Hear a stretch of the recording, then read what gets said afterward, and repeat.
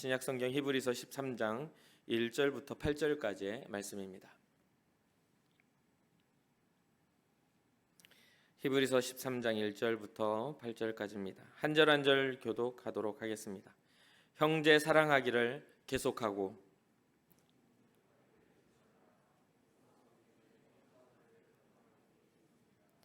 너희도 함께 갇힌 것 같이 갇힌 자를 생각하고 너희도 몸을 가졌은즉 학대받는 자를 생각하라.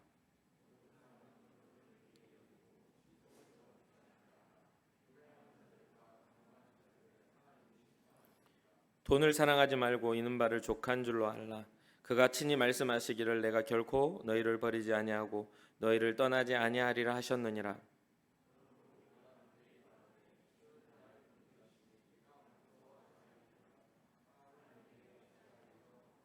하나님의 말씀을 너희에게 일러주고 너희를 인도하던 자들을 생각하며 그들의 행실의 결말을 주의하여 보고 그들의 믿음을 본받으라. 예수 그리스도는 어제나 오늘이나 영원토록 동일하시니라. 아멘. 아멘. 우리 고백합시다. 주님, 제가 여기에 있습니다. 옆 사람 축복합시다. 주님, 제 옆 사람도 여기 있습니다. 축복해 주세요.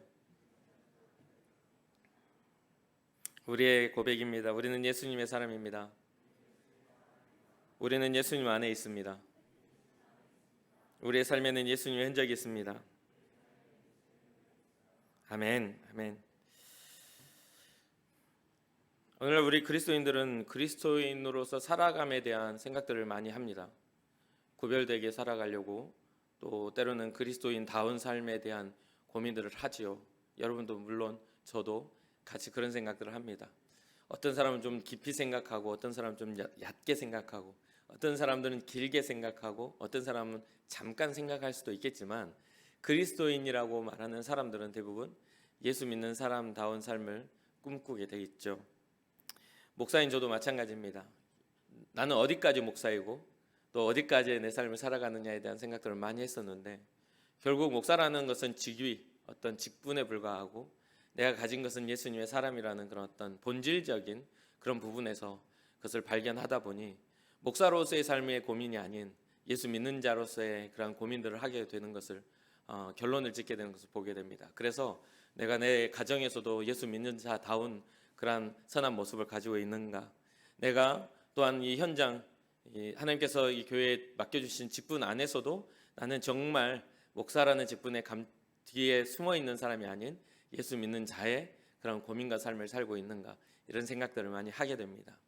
성경은 어떤 사람들은 하나님의 말씀을 하라고 성경대로 말하라고 이런 이야기들을 자주 합니다. 그런데 그 성경이 기록된 것은 성경에 기록되어 있는 모든 말씀은 하나님의 영에 감동된 사람들의 삶을 기록한 것들이 굉장히 많습니다. 그렇다고 한다면 오늘날 우리가 주의 말씀대로 살아가며 주의 성령에 감동되어서 우리의 삶을 살아간다면 우리를 통해서 복음이 전해지는 또 다른 성경책에는 기록되지 않지만 하나님 앞에서는 기록될 수 있는 그런 삶의 이야기들이 기록되지 않겠습니까? 사랑하는 청년 여러분, 우리가 우리의 삶을 살아가면서 정말 하나님 앞에서 쓰여질 수 있는 하나님 앞에서 기억될 수 있는 그런 삶을 살아드리기를 주님의 이름으로 축복합니다. 그래서 오늘 사실 이 말씀하고는 조금 사뭇 이렇게 말씀 제목이 좀 다르게 보일 수도 있어요. 왜냐하면 이 말씀의 제목이 선한 일을 위하여 선한 일을 하며 복음을 증가하라 이런 말씀인데 사실 우리가 선한 삶을 살아간다는 건 항상 강조하지만 우리에게 일어난 선한 일은 죽을 수밖에 없는 우리가 하나님의 사랑으로 하나님의 은혜로 인하여 구원받게 되었다는 것이에요. 다른 어떤 도덕적인 것도 물론 선한 기준과 선한 것에 포함되지만 하나님과 우리 인류와의 관계 안에서 일어난 선한 일은 버림받고 멸망받을 수밖에 없었던 우리를 위하여 주님이 대가를 지불하고 우리를 살리셨다는 것에 그 모든 하나님의 선하심이 들어 있습니다. 사실 하나님께는 우리가 규명 지어놓은 도덕은 아무런 의미가 없죠. 우리가 살아가는 어떤 하나님께서는 적용되지 않아요. 그 도덕성은 하나님이 우리에게 부여한 하나님의 사람다운 삶을 살아가라는 사람에게 주어진 사회성에서 이 도덕성이 필요한 겁니다.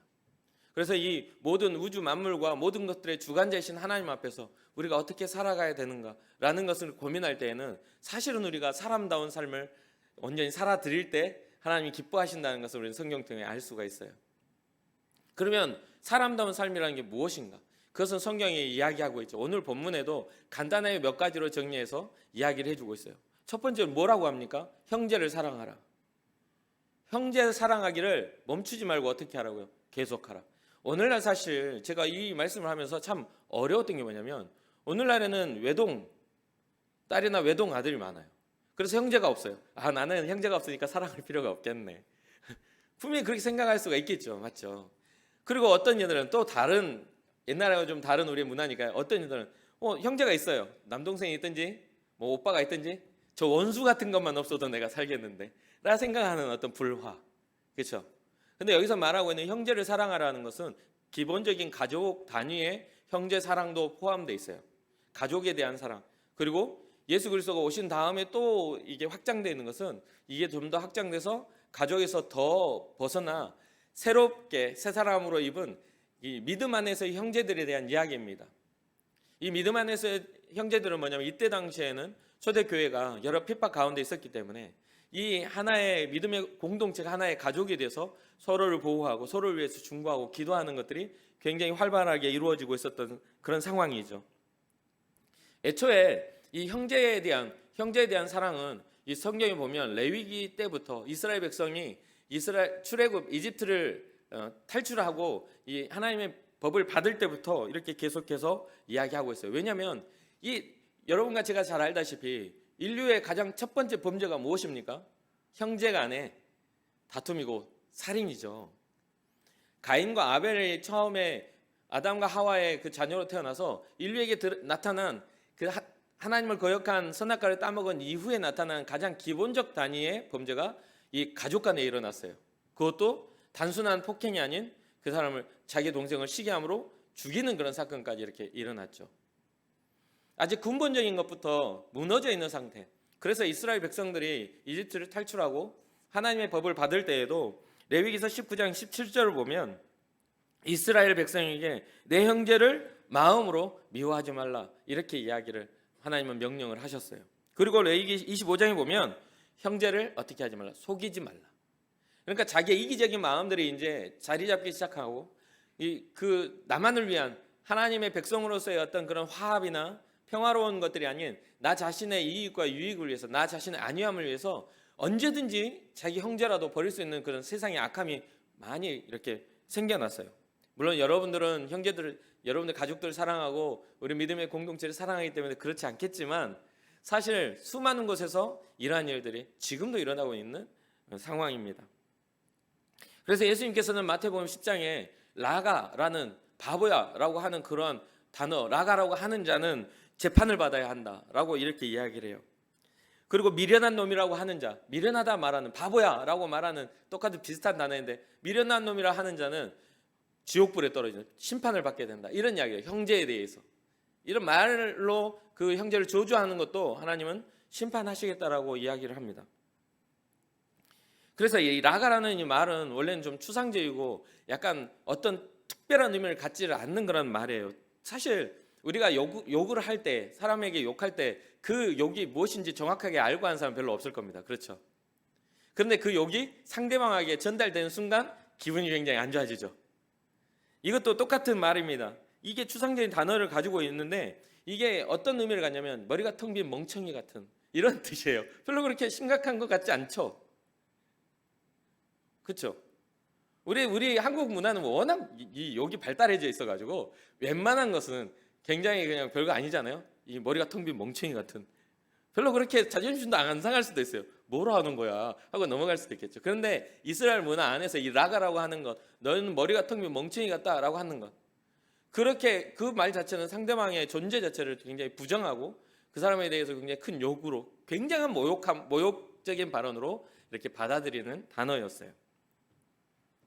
이 미련한 놈이라는 이야기는 원어적으로 보면은 그냥 보면 모래라는, 이런 어떤 모래가 아니고 그냥 그 단어로 모래라는 이 단어로 이 미련하다라는 그런 뜻인데, 이것은 이게 여러 가지의 어떤 그 사용법이 있었는데 외경에 보면 시락서라는 곳에 보면 하나님을 부정하는 자라는 것으로 드러낼 때 이 모래라는 단어를 썼어요. 그러니까 이 미련하다, 너는 하나님을 부정하는 놈이야 라고 하면서 이스라엘 백성으로서의 그런 어떤 가치, 이스라엘 백성을 가지고 있는 그런 어떤 사상, 그가 가지고 살아가는 하나님의 백성으로서의 모든 어떤 권리들이 박탈당하고 너는 진짜 미련함, 너는 아무 의미가 없어 하면서 모욕적으로 사용하려고 할 때 이런 단어를 썼다고 합니다. 그런데 이러한 부분들에 있어서 형제에 대해서 이렇게 이야기할 때에도 공회에 잡혀가고 그 다음에 심판을 받아야 된다라고 이렇게 이야기를 예수님께서 가르쳐 주시지 않습니까?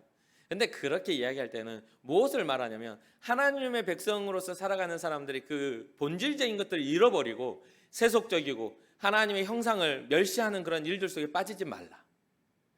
여러분들이 바라보는 옆에 있는 사람들은 제가 자주 말씀드리죠. 하나님의 형상이라고요.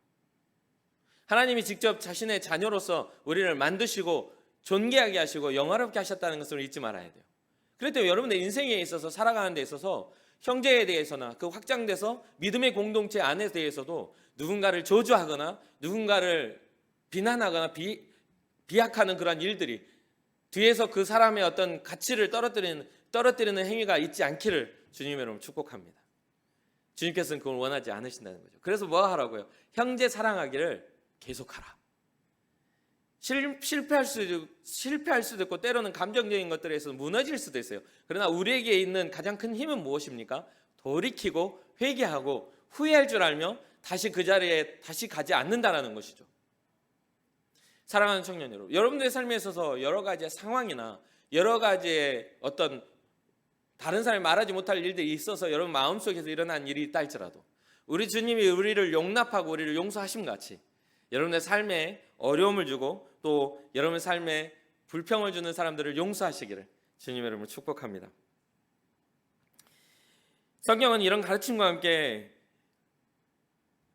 형제에 대해서 악행하지 않기를 말하는데 어떤 악행들이 나타나냐면 어떠한 일들로 말하냐면 형제를 용서하라고도 하고 형제를 비판하지 말고 업신여기지 말라고 하고 형제를 음식으로 망하게 하지 말라고 하고 형제를 실족하지 넘어뜨리지 말라 하고 형제를 해하지 말라, 형제를 비방하거나 판단하지 말라. 이렇게 나열을 해요. 성경을 보면. 그러면서 이런 가르침을 합니다. 로마서 12장 10절에 보면 형제를 사랑하여 서로 우애하고 존경하기를 서로 먼저 하며.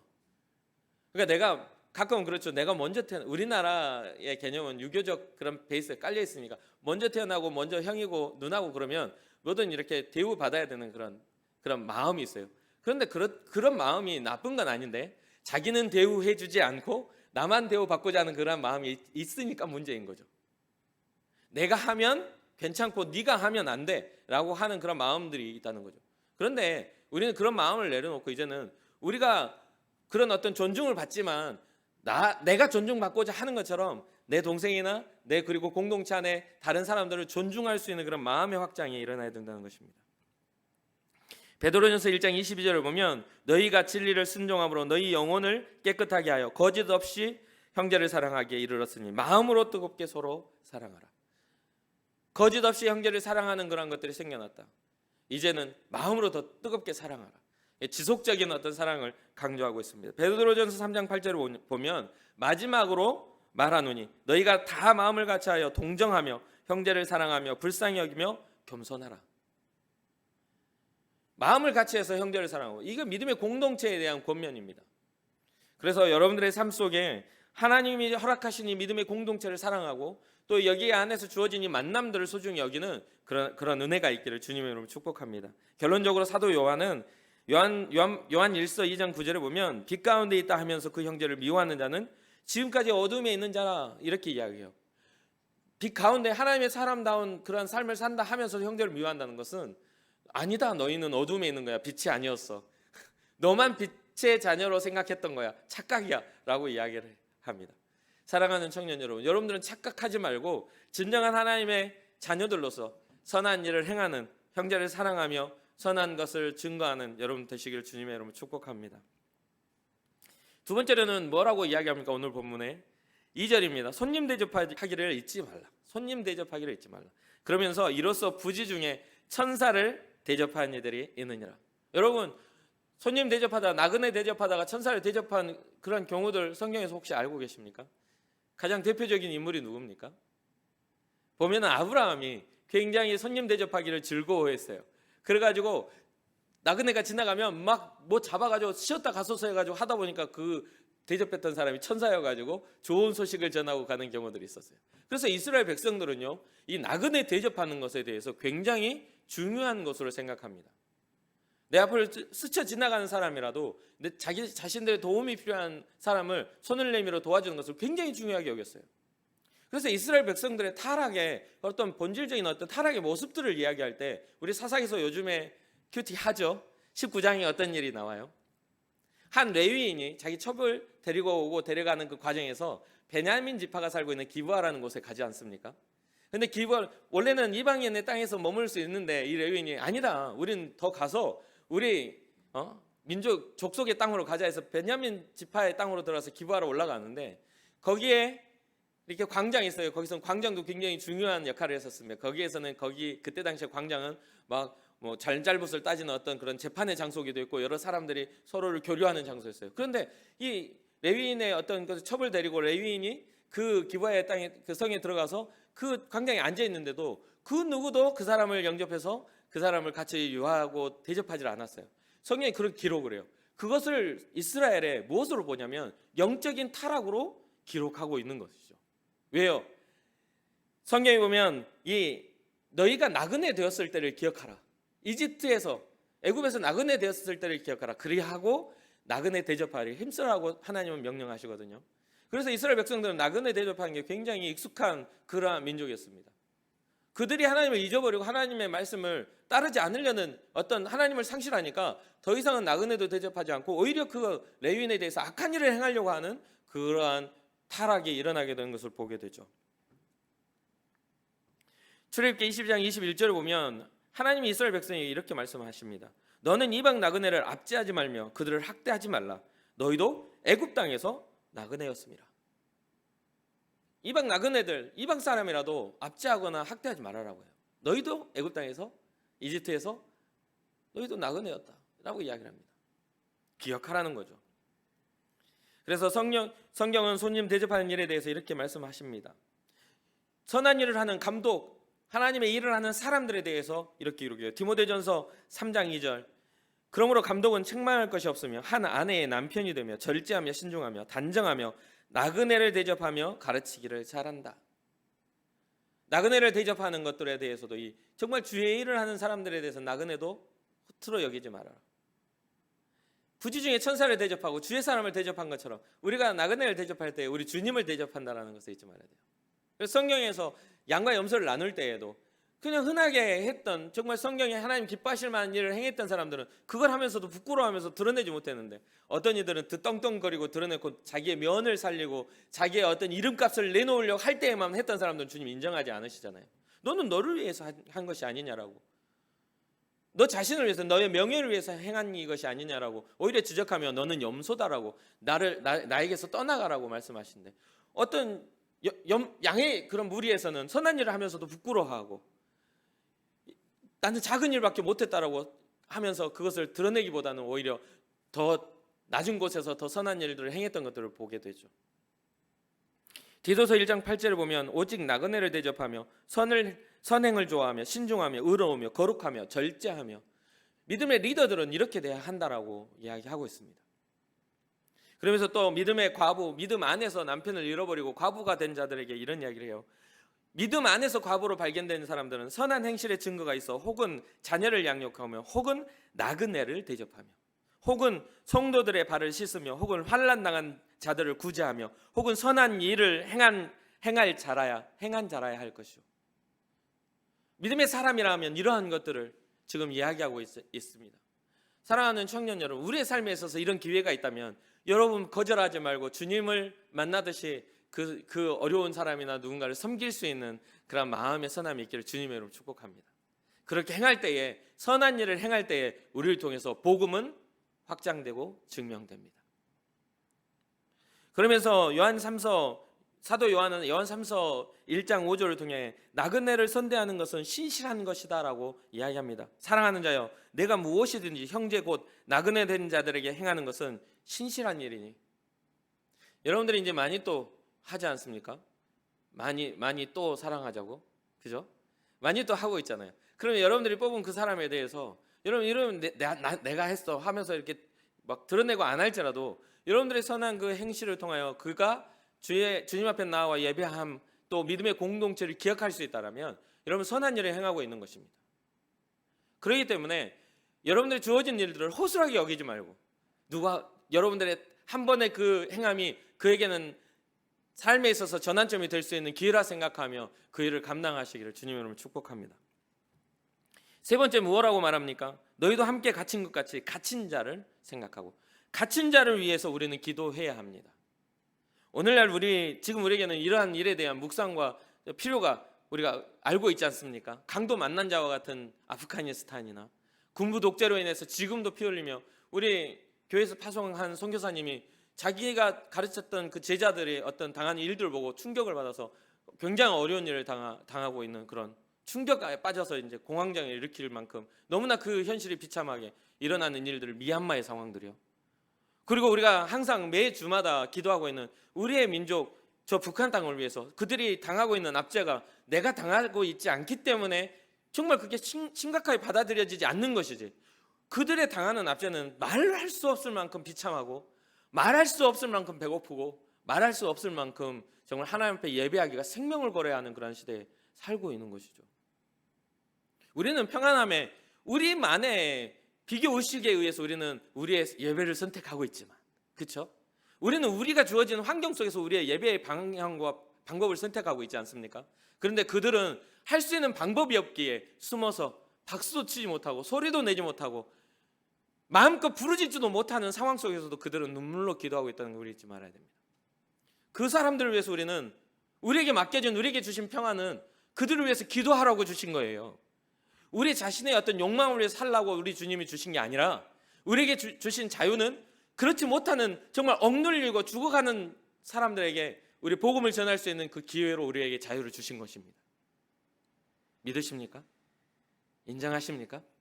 여러분들의 삶에서 주님이 주신 그 은혜를 발견하고 그 뜻대로 살아가는 은혜가 있기를 주님의 이름으로 축복합니다. 특별히 우리의 기도는 진정한 자유를 선포하기 위해 우리에게 허락하신 것이죠. 시편 69편 23절을 보면 여호와는 궁핍한 자의 소리를 들으시며 자기로 말미암아 갇힌 자를 멸시하지 아니하시나니. 주님을 위하여 갇힌 자들을 주님은 멸시하지 않으신다는 것 우리는 잊지 말아야 됩니다. 사랑하는 청년들, 우리가 살아감에 있어서 우리에게는 우리가 많은 상황 속에 살아요. 사실 여러분들은 자유롭다고 생각할 수 있지만 여러분 제가 보기에는 제가 몇 년 전에 우리 청년들한테도 우리 임원들하고 회의할 때도 자주 이야기했던 건데 몇 년 전에 어떤 유명한 여자 연예인이 나와가지고 알바천국 막 이렇게 선전을 했어요. 알바천국 기억하시죠? TV 광고로 알바천국 막 나왔어요. 그걸 보고 그게 첫 나올 때 제가 제 아내한테 그런 이야기를 했습니다. 와, 저 알바천국 때문에 이제 알바 지옥이 생겨나기 시작하겠다. 알바가 하기가 쉬워질수록 우리 청년들은 알바 속에 빠져들 텐데 그 얼마 주지 않는 그것 때문에 영혼을 팔 수도 있겠다. 제가 제 아내에게 그랬고 같이 회의하는 청년 임원들에게도 그랬습니다. 여러분 지금 어떻습니까? 여러분들이 믿음을 선택할 때 가장 먼저 여러분들의 발목을 붙잡는 게 뭡니까? 물론 직장에 있는 사람들은 직장은 뭐 정기적인 여러분의 삶의 일부분이니까 그럴 수 있다고 하겠지만 사실 선택으로 할 수 있는 알바 같은 경우는 여러분들이 조금만 뭔가를 포기하면 충분히 주님 앞에 나올 수 있음에도 불구하고 그 1시간, 2시간에 그거에 얽매여가지고 주님 앞에 나오지 못하는 여러분들 발걸음 혹시 생각하십니까? 얼마나 그게 큰 가치가 있다고 내 영혼과 내 생명과 바꿀 수 있을까요? 얼마나 그게 가치가 있다고 얼마나 그 어떤 입장이 가치가 있다고 하나님의 입장과 나를 고용한 사장의 입장이 비교할 수 있을까요? 자기 아들을 아낌없이 우리를 위해 죽기까지 사랑하신 예수 그리스도의 십자가의 보혈과 단돈 2만 원 2시간 하면 2만 원 줄 수 있는 사장의 그 어떤 입장 네가 안 나오면 어떡해. 그 입장 정에 얽매여가지고 그거 거절하지 못해서 주님을 버린다고요? 여러분 생각해 보세요. 누군가 여러분들을 사랑한다 할 때 누군가 여러분 귀하다고 한다고 할 때 막상 어떤 상황이 됐는데 미안해 이것 때문에 못했어. 아니 그게 뭔데? 별거 아닌 일인 거죠. 그럼 여러분들 인정해 줄 수가 있을까요? 어떻게 나를 사랑한다 하면서 그 별거 아닌 것을 거절 못하고 이렇게 할 수가 있어요? 이 중요한 시간에 성경은 하나님과 우리의 관계를 성도와 주님과의 관계를 신랑과 신부의 관계로 이렇게 이야기를 합니다. 때로는 신랑을 기다리는 신부의 친구들의 관계로 이야기를 해서 밤새 신랑을 기다리며 등불을 켜라고 말합니다. 그런 관계인데 여러분 결혼식장에 남편이 안 왔어. 왜 안 왔냐고. 알바한다고. 그 사장이 안 된다잖아. 안 가시겠어요? 결혼식장 결혼을 하려는데 알바한다고. 어떻게 생각해요? 우리 주님이 우리를 기다리실 때 정말 영원하신 예수 그리스도, 영원하신 왕이 우리와 정말 영원한 그런 시간을 가질 때, 주님이 다시 오셨을 때 여러분 알바하고 계실 겁니까? 지금 심각한 거예요. 지금 우리는 심각합니다. 정말 우리가 좋은 대학에 가는 거, 좋은 직장을 얻는 거 중요합니다. 근데 인생을 살아보신 어른들, 우리 간사님들 계시지만 아실 거예요. 좋은 직장이라고, 좋은 어떤 대학이라고 해서 우리의 인생이 좋아지지 않아요. 정말 은혜가 필요합니다. 우리의 삶은 은혜 아니면 안 되는 것들이 너무너무 많아요. 아예 무시하고 하나님을 무시하고 살아가는 거야 어쩔 수 없는 거지만 주님과 함께 살아가면 보여집니다. 저도 저희 아이들이 이제 대학을 가고 또 대학을 준비합니다. 그럴 때 할 말이 있어요. 그럴 때 할 말이 있어. 시험 결과에 집착하지 말라고. 좋은 대학 집착하지 말라고. 좋은 대학이 너를 좋게 만드는 게 아니라 좋은 사람이 좋은 대학을 만드는 거지. 좋은 사람이 되라고. 그런 이야기를 합니다. 얼마 전에 우리 딸이 모의고사를 보고서 자기 마음에 안 들었어. 엄청 막 들어오자마자 펑펑 울어요. 내가 얼마나 열심히 했는데 점수가 이렇게 더 열심히 하게 떨어졌다면서 막 울어. 그래서 저는 그랬어요. 그게 그렇게 울 일이냐? 모의고사인데. 아니 그렇게 통곡할 일이냐? 모의고사인데. 아니 눈이 퉁퉁 붓도록 우는 거예요. 그래서 제가 그랬습니다. 그 울어서 눈 퉁퉁 붓는 거랑 그냥 많이 먹고 붓는 거랑 똑같은 거니까 많이 먹어. 그냥 스트레스 풀릴 만큼 먹어. 제가 그랬더니 그게 웃겼는지 피식하니 웃더니 진짜 엄청나게 먹더라고요. 친구들이 내일 와서 너 눈 많이 부었다, 시험 때문에 울었어? 그러면 아니 많이 먹어서 울었는데 그렇게 말하라고 이렇게 이야기를 했거든요. 별거 아니야. 종이 한 장 차이지 않습니까? 그렇죠? 말장난에 불과한 것이에요. 근데 우리의 기분과 감정과 우리의 방향성에 따라서 우리의 모든 것들이 행복해지느냐 그렇지 못하느냐가 결정되잖아요. 지금 우리에게 주어진 것을 말씀드리고자 하는 것은요, 여러분 우리가 얻고 있는 이 자유함은 우리의 삶의 즐거움을 쓰라고 우리에게 주신 게 아닙니다. 우리에게 준 이 풍요로움은 내가 잘 먹고 잘 살고 잘 놀러 다니고 하라고 주신 게 아니에요. 우리에게는 사명이 있는 겁니다. 안 믿는 사람들이야 욕망 따라 살아가는 거지만 우리 믿는 우리에게는 꿈이 있어야 돼요. 하나님의 비전이 있어야 돼요. 죽어가는 영혼을 살리겠다라는 그러한 어떤 비전이 생겨나야 합니다. 그게 주님이 기뻐하시는 크리스찬이에요. 갇힌 자들을 위해서 기도해야 합니다. 여러분 평안하니까 누워가지고 배 긁고 뭐 TV 보고 넷플릭스에 밤새도록 눈 빨개져가지고 아침 해를 보면서 잠들지 말고, 예?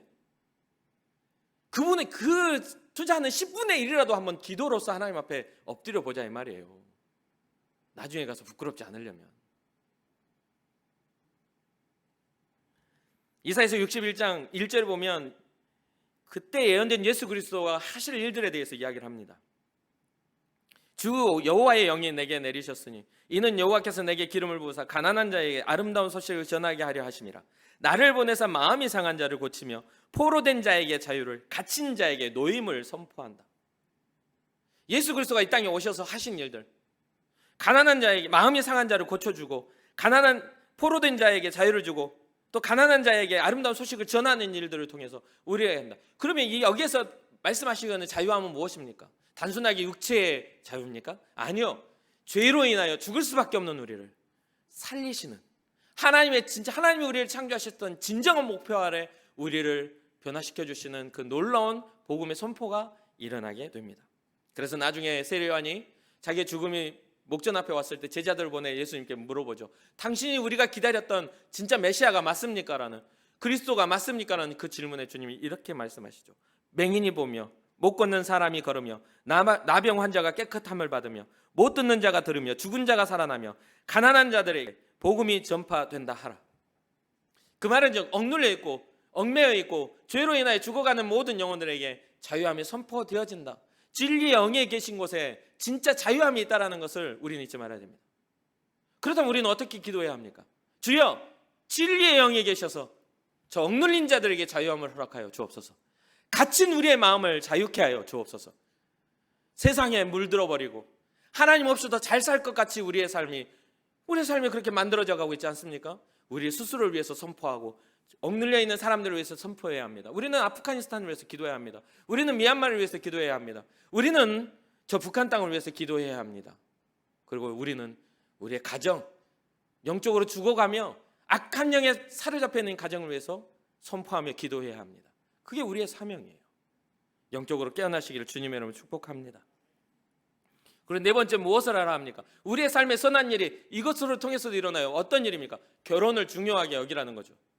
요즘 들어 우리 예전사 청년들이 결혼을 많이 해서 제 마음이 이쪽에 한 기퉁이가 딱 떨어진 것 같이 허전합니다. 결혼을 점점 많이 하고 어느샌가 막 애 낳아가지고 데리고 오고 막 이러니까 얘가 와서 이렇게 조금 메꿔지긴 하지만 떨어져 나간 건 채워지지 않아요. 되게 허전한, 또 앞으로 또 결혼할 청년들 생각하면 허전한 생각이 들어요.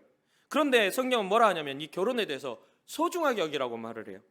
4절입니다. 모든 사람은 결혼을 귀히 여기고 침소를 더럽히지 않게 하라. 음행하는 자들과 간음하는 자들을 하나님이 어떻게 하신다? 심판하시리라. 결혼은 부모를 떠나 남자와 여자가 한 몸을 이루는 가장 하나님께서 우리에게 처음 명령하신 명령입니다. 창세기 2장 24절, 이러므로 남자가 부모를 떠나 그의 아내와 합하여 둘이 한 몸을 이룰지로다. 이것은 하나가 되는 그런 하나님이 우리에게 명령, 생육하고 번성하고 땅에 충만하는 가장 기본적인 단위에 우리에게 주신 축복입니다. 그런데 오늘날 사람들이 무엇 때문에 이 결혼의 문제들이 깨지게 되죠? 개인이 가는 욕망 때문입니다. 나 자신에 대한 이기심 때문에 그래요. 사랑이라는 것은 상대를 배려하는 거예요. 상대에게 내 사랑을 주는 겁니다. 근데 내가 받고자만 하니 그 서로가 받고자 하는 관계가 돼버리니 이게 결혼에 문제가 생기는 거죠. 에베소서 5장은 이 결혼이 얼마나 중요한 것인지를 잘 가르쳐 주고 있습니다. 남편은 아내를 사랑하기를 어떻게 사랑하라? 그리스도께서 교회를 위하여 죽기까지 사랑하심처럼, 십자가를 지심처럼. 남편은 아내 사랑하기를 죽어라 이거예요. 죽어라. 이왕 사랑할 것 같으면 생명 다해서 생명 다해서 아내를 사랑하라 이거예요. 네 심장이 멈추기까지 사랑하라 이겁니다.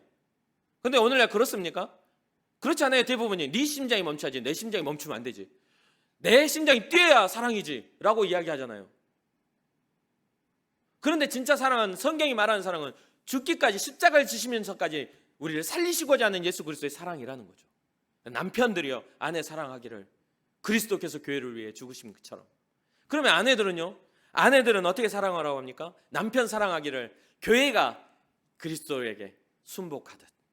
이때 당시에 교회의 순복은요, 순교였습니다. 순교. 주님을 위해 죽는 거였어요. 복음을 위하여 죽는 거였습니다. 교회는요, 핍박 아래에서도 교회는 흩어지지 않았고 더욱더 뭉쳐서 주를 위해 죽는 사람들이 생겨난 때예요. 그렇기 때문에 이 순복, 순종이라는 것, 그 안에는 뭐가 담겨있냐면 주님을 향한 존경도 있었어요. 공경이 있었어요. 세번역을 보면 그렇게도 기록합니다. 오늘날 우리는 그런 이야기를 하죠. 아내들이 남편한테 예전 말씀으로는 복종하러 나오거든요. 무슨 이제 또 남성 우월주의로 막 한다는데, 남자는 죽어라 하는데요. 남자는 아내를 위해서 죽어라 하고 여자는 남편에게 복종하라 하는데 어떤 게 더 어려운가요? 죽는 게 어려운가요? 복종하는 게 어려운가요? 제가 생각했을 때는 둘 다 어렵더라고요. 지금 말하는 건 뭐냐면 사랑은 그만큼 어려워요. 그렇기 때문에 귀히 여기고, 여러분들의 미래의 가정들을 귀히 여기기를 바랍니다. 가볍게 여기지 마세요. 우리 교회 안에서 결혼한 커플 중 하나 결혼 일주일 전에 저한테 찾아와가지고 제가 말씀드렸죠. 일주일 전에 찾아와서 기도받으면서 이혼할 거야? 제가 물어봤어요. 아니요. 할 것 같으면 지금 하지 마, 결혼. 나중에 가가지고 더 아파 라고 이야기를 했더니 막 웃어요. 지금은 웃지, 나중 가면 울걸, 지금 바로 생각해봐 했더니 아니에요 목사님 하고 지금도 잘 살고 있어요. 사랑하는 청년 여러분, 여러분들의 삶에 주어지는 사랑을 귀히 여기시길 바랍니다. 하나님의 형상을, 하나님의 사람을 여러분들에게 보내주셨습니다. 다섯 번째예요. 돈을 사랑하지 말라 합니다. 돈을 사랑하지 말고 있는 바를 족한 줄로 알라. 그가 친히 말씀하시기를 내가 결코 너희를 버리지 아니하고 너희를 떠나지 아니하리라 하셨느니라. 여러분, 돈을 사랑한다는 거 딱 나오면은 교회 좀 다니는 청년들은 딱 떠오르는 말씀 있죠. 돈을 사랑함이 일만하게 뿌리가 되나니. 잘 몰라요? 모르는 얼굴들이야 다. 돈을 사랑하는 데는 1만 가지 악을 발생시키는 원인이 된다라고 성경은 기록해요.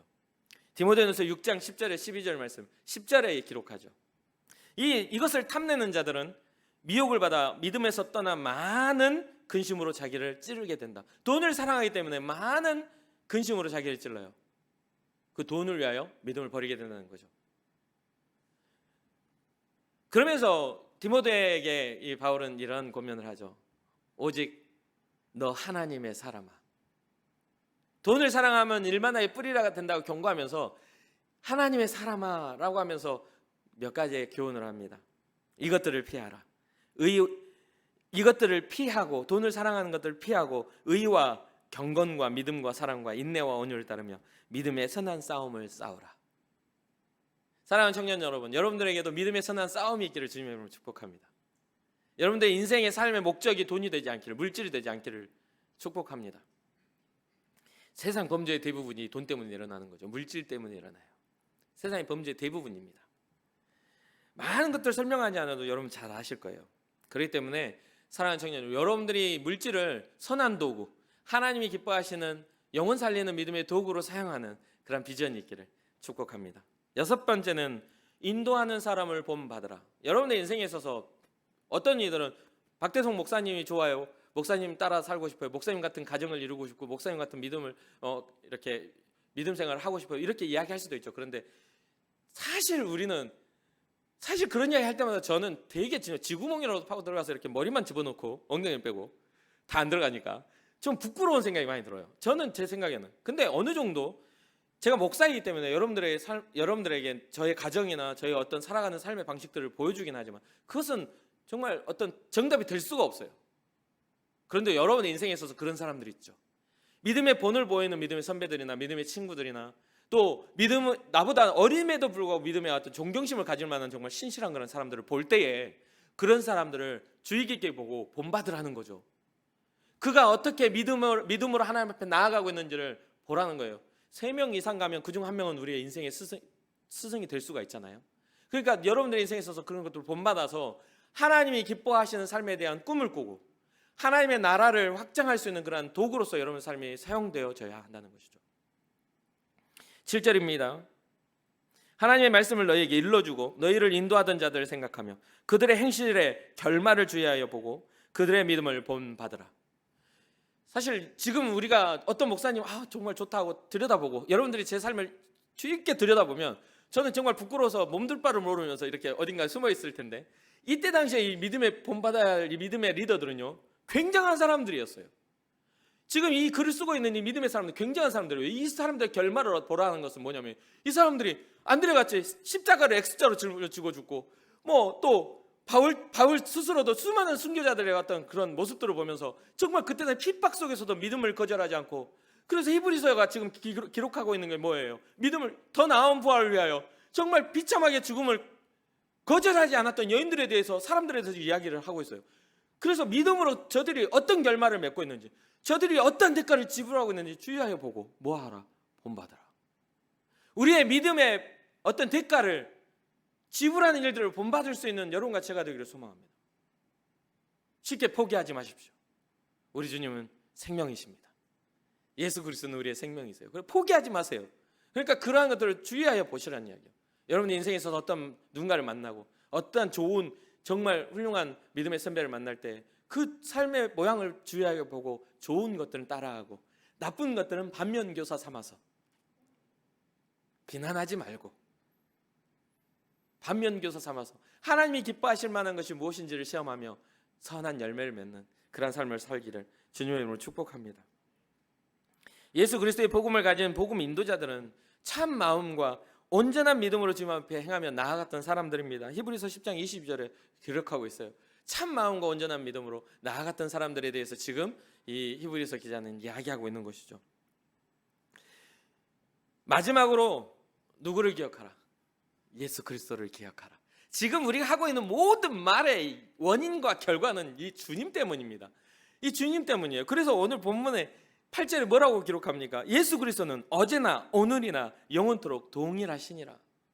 오늘 김민재 집사님 기도하실 때도 이 말씀 마지막으로 어제나 오늘이나 동일하신 예수 그리스도의 이름으로 기도합니다. 끝내가지고 내가 은혜를 더 많이 받았는데, 이게 지금 이 모든 지금 형제를 사랑하기를 멈추지 않는 그런 삶, 또 여러 가지 지금 계속 나열해왔던 그 6가지의 일들이 예수 그리스도를 믿는 크리스찬들이 살아가는 삶의 방식이라는 거죠. 여러분들의 삶에 있어서 예수 그리스도가 생명되기를, 예수 그리스도가 여러분 삶의 참 리더가 되어주시기를 주님의 이름으로 축복합니다. 이제는 우리는요, 예수 그리스도가 아닌 다른 교훈에 유혹받아서는 안 됩니다. 오히려 우리가 받은 은혜를 굳게 붙잡고 자기의 백성을 살리시기 위하여 아낌없이 피를 흘려 대가를 지불하셨던 예수 그리스도를 붙잡고 나아가 주님 앞에 우리의 삶의 신앙을 보여드려야만 합니다. 누군가 사람이 인정해 주는 그런 신앙이 아니에요. 목사님이 그래 너 믿음 좋다 해서 믿음 좋아지는 게 아니에요.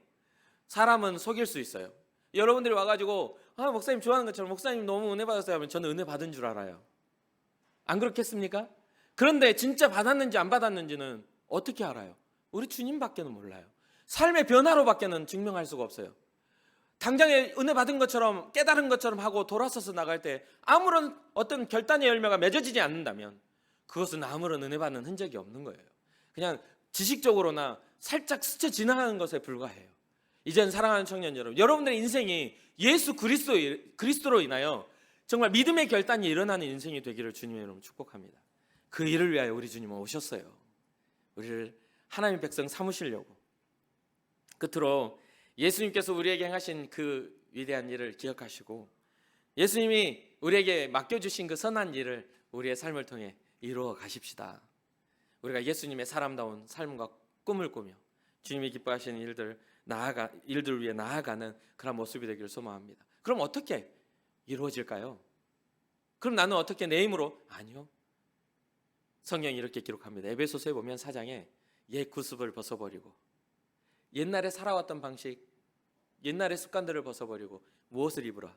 새 사람을 입으라. 이제는 우린 예수 그리스도로 인하여 새 사람이 되어야 합니다. 그리고 그 안에서 발견되는 삶의 열매를 맺으며 살아갈 때 우리 주님이 영광 받으실 줄 믿습니다. 복음이 능력이 될 줄 믿습니다.